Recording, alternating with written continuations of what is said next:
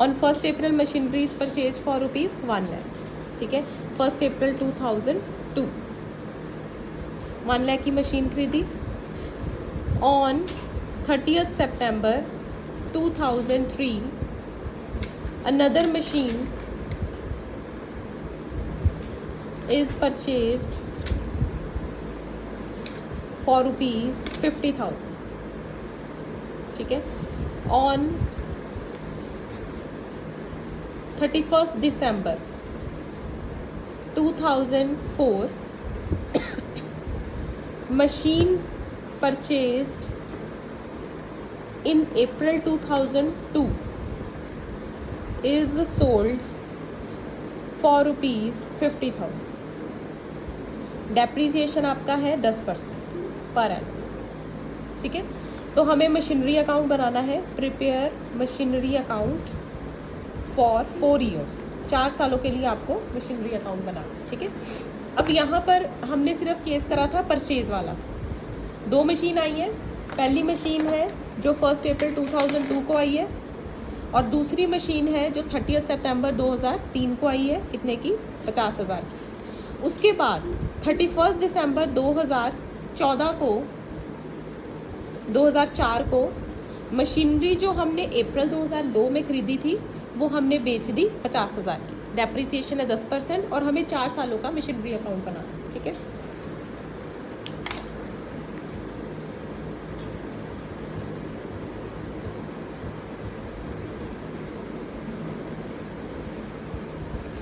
अब यहाँ पे 2 बैंक अकाउंट कभी आएगा? 1st April 2002 2 bank. हमेशा अगर मल्टीपल मशीन्स हैं तो उसके आगे हमेशा लिखो मशीन 1 मशीन 2, ठीक है। पहली मशीन कितने की है? 1 लाख की। पहली मशीन कितने की है? 1 लाख की, ठीक है। अब 2002 में अब ये क्लोज कब होएगा? ये वाला साल 2003 में। तो 31st मार्च 2003 में। तो 31st मार्च 2003 तक सेकेंड मशीन नहीं आई, ठीक है। तो हम यहाँ पे लिखेंगे 31st मार्च 2003। अब डेप्रीसिएशन कैलकुलेट कर लेंगे मशीन 1 के ऊपर। तो 1 लाख के ऊपर 10%। अब पूरे साल की डेप्रीसिएशन आएगी क्योंकि ये स्टार्टिंग में ही आ गई थी। तो यहाँ पे 10,000 रुपया। हाँ, तो बैलेंस आ गया आपके पास। By balance carry down 90,000 31st March 2003। तो दोनों साइड 1 लाख हो गया, ठीक है। अब ये 1st April 2003 को आपका बैलेंस आ जाएगा। टू बैलेंस ब्रॉट डाउन 90,000, ठीक है। अब इस साल दूसरी मशीन आई है मशीन 2, कितने की? 50,000 की, सितंबर में। तो 30th September 2003 में 2 बैंक। अब इसकी ब्रैकेट में लिख लेना है मशीन 2 कितने की आई है? 50,000, ठीक है। अब जो मशीन सेल हुई है वो 2004 में सेल हुई है, तो इसका मतलब अब इस ईयर की भी क्लोजिंग हो गई, ठीक है। तो बाय डेप्रीसिएशन 31st मार्च 2004। अब यहाँ पे आपको मशीन 1 एंड मशीन 2 को अलग अलग करना है। जैसे एक ही साल में 2 बार परचेज कर लेते या फिर सेल कर लेते तो उसको क्या आती है फिर? तो यहाँ पर मशीन 2, फिर जो मशीन 3 आई होगी वो भी यहीं पर उसकी डेट के साथ आ जाएगी। 2 बैंक, ठीक है। तो अगर 3 भी इसी साल आई है तो यहाँ पर उसकी डेट लिख के 2 बैंक। अगर डेट सेम है तो मशीन 2 मशीन 3, ठीक है। तो उसको आपने डिफ्रेंशिएट ज़रूर करना है। ये मशीन 1 है, ये मशीन 2, क्योंकि जब हम डेप्रीसिएशन कैलकुलेट करेंगे तो उसकी अपनी अपनी डेप्रीसिएशन रहेगी। अब मशीन 1 के ऊपर तो सेम डेप्रीसिएशन रहेगी 10,000, लेकिन जो मशीन 2 है 50,000 की, उसके ऊपर हम सितंबर से काउंट करेंगे। अब सितंबर निकल गया, अक्टूबर, नवंबर, दिसंबर, जनवरी, फरवरी, मार्च, तो 6 मंथ्स की डेप्रीसिएशन लगेगी 2500। तो टोटल डेप्रीसिएशन है 12500, ठीक है। अब हम करेंगे बैलेंस कैरी डाउन 31st मार्च 2004 140000 माइनस 12500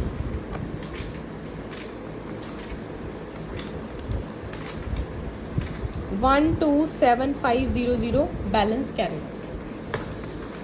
अब नेक्स्ट ईयर ये वाला साल इम्पॉर्टेंट है क्योंकि अब इस साल सेल होने वाली है।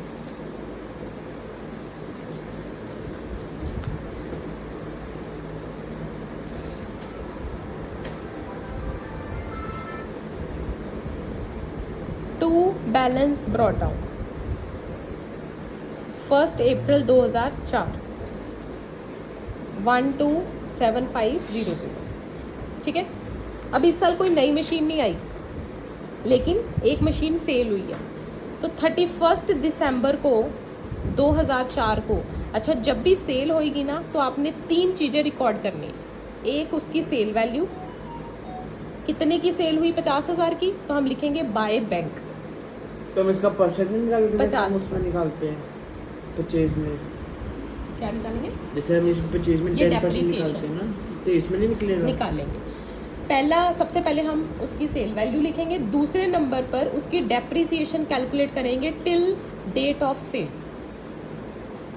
ठीक है, तो जब तक मशीन सेल की हुई है। वैल्यू, हाँ, तो 50,000 इंटू 10% इंटू, अब वो कब तक यूज़ हुई है, 1 अप्रैल से लेके 31 दिसंबर तक। तो अप्रैल, मई, जून, जुलाई, अगस्त, सितंबर, अक्टूबर, नवंबर, दिसंबर, तो वो 9 मंथ्स यूज़ हुई। ठीक है, तो कहाँ से, 1 अप्रैल से लेके till date of sale, till date of sale तक हमने उसकी डेप्रिसिएशन लगानी है। तो उसकी डेप्रिसिएशन कितनी आई, हम लिखेंगे बाय डेप्रिसिएशन 50,000 इंटू 10% इंटू 9/12।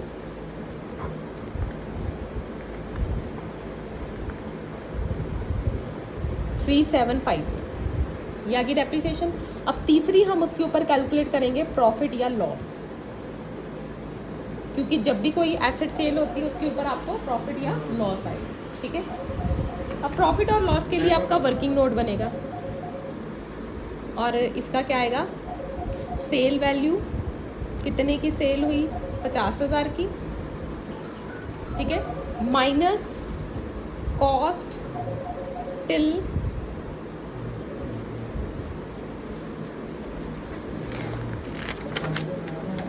इसका वर्किंग नोट देखो। सबसे पहले हम लिखेंगे ओरिजिनल कॉस्ट। अब इसकी ओरिजिनल कॉस्ट कितनी थी, 1 lakh, minus depreciation till date of sale. हमने सेल तक उसके ऊपर कितनी डेप्रिसिएशन डाली है, पहले साल हमने 10,000 डाली थी, दूसरे साल भी हमने 10,000 डाली थी, तीसरे साल हमने उसको 3750 डाली। ठीक है, तो अब तक हमने कितनी डेप्रिसिएशन डाली है, 10,000, 10,000, 3750, तो ये 23,750। तो अब उसकी return down value on December 31, 2004 कितनी हो गई, 76,250 रिटर्न डाउन वैल्यू। इसको हम कंपेयर करेंगे सेल वैल्यू के साथ। हमने सेल कितने की करी है, 50,000 की। प्रॉफिट हुआ या लॉस, तो यहाँ पे लॉस हुआ। 76,000 की चीज़ आपने 50,000 में बेची है, तो आपका लॉस हुआ कितने का, 26,250। ठीक है, तो अगर आपका लॉस आ रहा है तो आएगा बाय P&L अकाउंट 26,250, और अगर प्रॉफिट आता तो इस साइड हम 2 साइड पे रिकॉर्ड करते। ठीक है, लॉस डेबिट होएगा, प्रॉफिट क्रेडिट। ठीक है, तो 31 दिसंबर को जब भी सेल होएगी तो 3 चीज़ें हमने रिकॉर्ड करनी है। 31 दिसंबर 2004, पहला उसकी sale value, that will be given in the question. दूसरा डेप्रिसिएशन, डेप्रिसिएशन पर टाइम लगेगा, तो जितना टाइम उसने यूज़ करा है, तो यहाँ से लेके यहाँ तक, 1 अप्रैल से लेके 31। बस अब ये चीज़ें याद रखनी है, जब मशीन आती है और जब मशीन जाती है, टाइम इज़ इम्पॉर्टेंट। ठीक है, तो जब मशीन आई थी ये 30 सितंबर वाली, तो हमने 1 अप्रैल से लेके 30 सितंबर तक हमने कैलकुलेट करा। ठीक है, 1 अप्रैल से लेके 30 सितंबर तक, और जब मशीन जाती है तब हमने 1 अप्रैल से लेके 31 दिसंबर तक कैलकुलेट करना। ठीक है, ये वाला 30 सितंबर से लेके 31 मार्च तक जब मशीन आती है, जब से आई है टिल 31 मार्च, और जब मशीन जाती है 1 अप्रैल से लेके टिल डेट ऑफ सेल तक उसकी डेप्रिसिएशन कैलकुलेट करनी है। ठीक है, अब एक मशीन गई है लेकिन बाकी मशीन अभी पेंडिंग है, तो 31 मार्च को हम उनके ऊपर डेप्रिसिएशन कैलकुलेट करेंगे। ठीक है, तो अब हमारे पास कौन सी मशीन है? मशीन 2 पड़ी है, कितने की? 50,000 की। तो इसकी पूरी डेप्रिसिएशन आ जाएगी 5,000। अब अपना बैलेंस कैरी डाउन निकालो।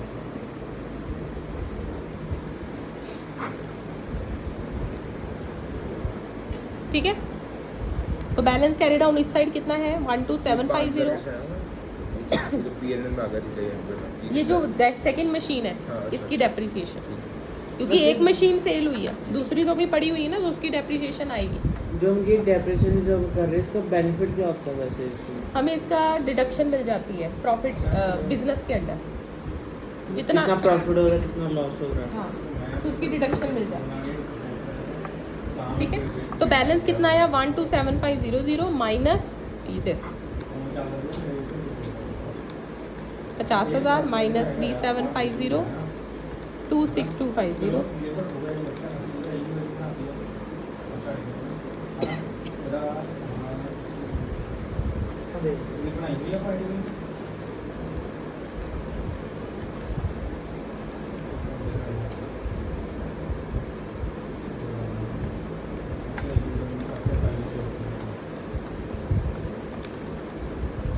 ठीक है, तो ये आपका आ गया।